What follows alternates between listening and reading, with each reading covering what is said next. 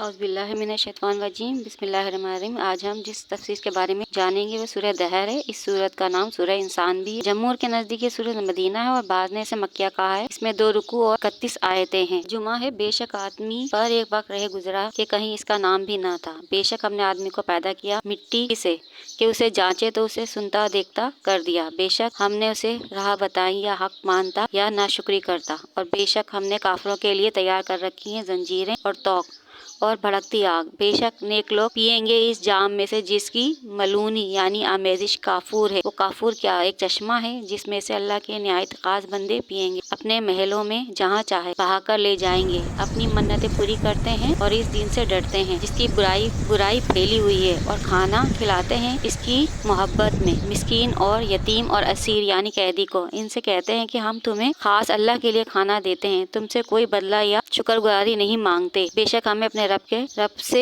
ایک ایسے دن کا ڈر ہے جو بہت ترش اور نہایت سخت ہے۔ تو انہیں اللہ نے اس دن کے شر سے بچا لیا اور انہیں تازگی اور شادمانی دی، اور ان کے صبر پر انہیں جنت اور ریشمی کپڑے دیے۔ جنت میں تختوں پر تکیے لگائے ہوں گے، نہ اس میں دھوپ دیکھیں گے نہ ٹھٹر، اور اس کے سائے ان پر جھکے ہوں گے اور اس کے گچھے جھکا کر نیچے کر دیے گئے ہوں گے، اور ان پر چاندی کے برتنوں اور کوزوں کا دور ہوگا جو شیشے کے مثل ہو رہے ہوں گے۔ کیسے شیشے اور چاندی کے ساقیوں نے انہیں پورے اندازے پر رکھا ہوگا، اور اس میں وہ جام پلائیں گے جس کی ملونی ادرک ہوگی۔ اور ادرک کیا ہے؟ جنت میں ایک چشمہ ہے جسے سلسبیل کہتے ہیں، اور اس کے آس پاس خدمت میں پھریں گے ہمیشہ رہنے والے لڑکے۔ جب تو انہیں دیکھے تو انہیں سمجھے موتی ہیں بکھرے ہوئے، جب تو ادھر نظر اٹھائے ایک چین دیکھے، اور بڑی سلطنت ان کے بدن پر ہیں کریب کے سبز کپڑے اور قنادیر کے، اور انہیں چاندی کے کنگن پہنائے گئے ہیں، اور انہیں ان کے رب نے ستھری شراب پلائی۔ ان سے فرمایا جائے گا تمہارا صلہ ہے اور تمہاری محنت ٹھکانے لگی۔ بے شک ہم نے تم پر قرآن بتدریج اتارا، تو اپنے رب پر صابر رہو اور اس میں کسی گناہگار ناشکرے کی بات نہ سنو، اور اپنے رب کا نام صبح شام یاد کرو، اور کچھ رات میں اسے سجدہ کرو، بڑی رات تک اس کی پاکی بولو۔ بے شک یہ لوگ پاؤں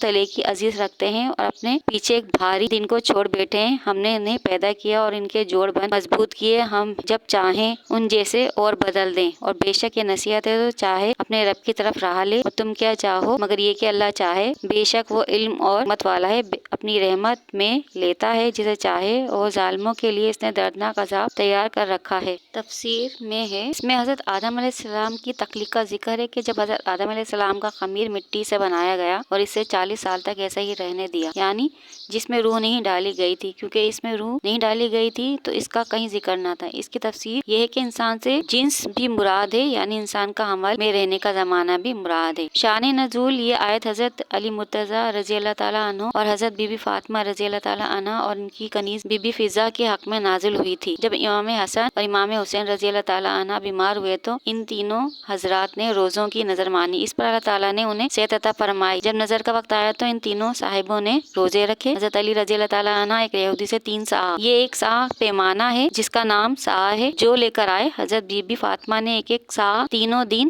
پکایا، لیکن جب افطار کا وقت آتا اور روٹیاں بنا کر رکھی جاتی تو ایک روز یتیم آ گیا، دوسرے روز مسکین آ گیا، اور ایک روز اسیر آ گیا۔ اسیر مانے قیدی کے ہیں، یعنی تینوں روزے افطار کے وقت کوئی نہ کوئی شخص آ گیا اور یہ روٹیاں ان کو دے دی گئیں، اور ان تینوں صاحبوں نے پانی سے افطار کیا اور پھر اگلا روزہ رکھ لیا۔ تو ہم اس واقعے سے اندازہ لگا سکتے ہیں کہ وہ کتنی بڑی ہستیاں تھیں، مگر انہوں نے افطار کے وقت کسی کو بھی نا امید نہیں کیا اور اللہ کی راہ میں سب کچھ دے دیا، حالانکہ خود بھوکے رہے، اور وہ اللہ کی شکر گزاری بجا لائے۔ اور ایک ہمیں جو ناشکرا پن کرتے ہیں، اتنا سب کچھ ہونے کے باوجود بھی اللہ سے گلا کرتے ہیں کہ ہمارے پاس یہ نہیں ہے، وہ نہیں ہے، ایسا کیوں بنایا، وغیرہ وغیرہ۔ آج کے انسان میں شکر گزاری ختم ہو چکی ہے، جس کی وجہ سے وہ اپنی خواہش نفسی میں مبتلا ہو چکا ہے اور ہر جائز ناجائز خواہش کے پیچھے بھاگ رہا ہے۔ تو ہمیں چاہیے کہ اپنے اوپر نظر کریں کہ ہم تو اس فعل بد میں مبتلا نہیں ہیں جس سے گناہ گار ہو جائیں، کیونکہ جنت اور دوزخ کا وعدہ سچا ہے، اور قیامت کے دن کے انکاری کی سزا بھی جہنم ہی ہے، جبکہ جنت والے خوش ہوں گے، عیش و عشرت میں ہوں گے۔ اس میں نمازوں کا بھی ذکر ہے، جو کہ اپنی نمازوں کی حفاظت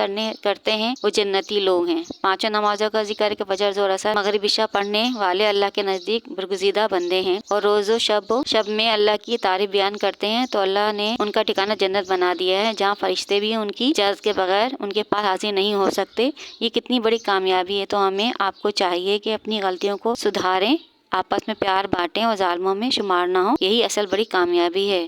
مجھے اپنی دعاؤں میں یاد رکھیں۔ اگر میری ویڈیو پسند آ رہی ہیں، پسند آ رہے تو سبسکرائب کریں، شیئر کریں، لائک کریں۔ اب میں آپ سے زیادہ چاہوں گی۔ اللہ نگہبان۔